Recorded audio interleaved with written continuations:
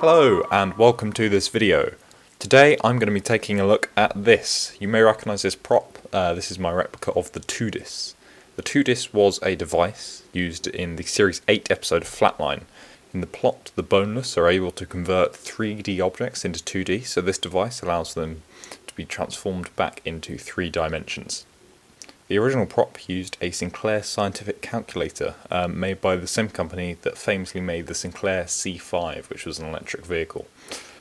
When I saw that someone was selling one of these calculators for a decent price, I immediately snapped it up because I knew that I wanted to make this prop.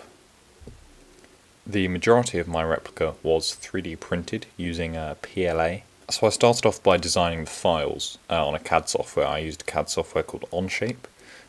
Luckily I could sort of take measurements from the calculator and compare that to measurements of photos of the original prop, so that I can get a sort of decent idea of the sizes and dimensions of the original prop. Some of the bits on my replica aren't entirely 3D printed, namely this aerial. This is just an aerial I nicked off an old electronic device. There's also some metal bits in here, namely these 2 pieces. They're metal just because it's a bit stronger than the plastic and it'll make the prop a bit harder wearing. And then there's some metal tubes to create the look of these side components. One of the other details of this prop is this sort of top section up here, this rounded section. And the original prop used a circular sort of speaker. But I wasn't able to track one down, so I instead made it from scratch. This was a really fun prop to paint up because I was trying to get the look of aged metal.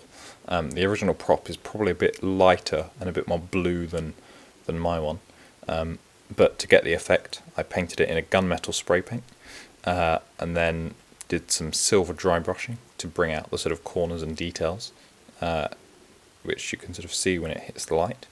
And then I lastly did a blue wash over the entire thing, just to give it a sort of blued effect, which the original does sort of have. This prop was one of my first attempts at making a prop replica from scratch, and I'm really happy with how it turned out.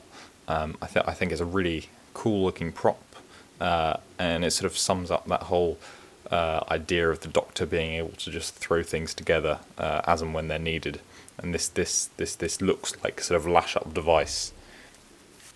I did take a bit of creative liberty and actually add some details on the back on the original prop. This sort of square here isn't present, and neither's this section here, but they are present on the original concept art. So I decided to add some and just take a bit of sort of creative liberty, as I felt the back of the prop was lacking detail. So that was just a bit of a personal choice. This was a really fun prop to make because it was one of my first attempts actually at making a prop from scratch, so I'm really happy with how it turned out. I'm currently working on a few more props, so I may post some videos about those in the future if this one turns out to be successful. But that is all for this video, so thank you for watching and I will see you next time.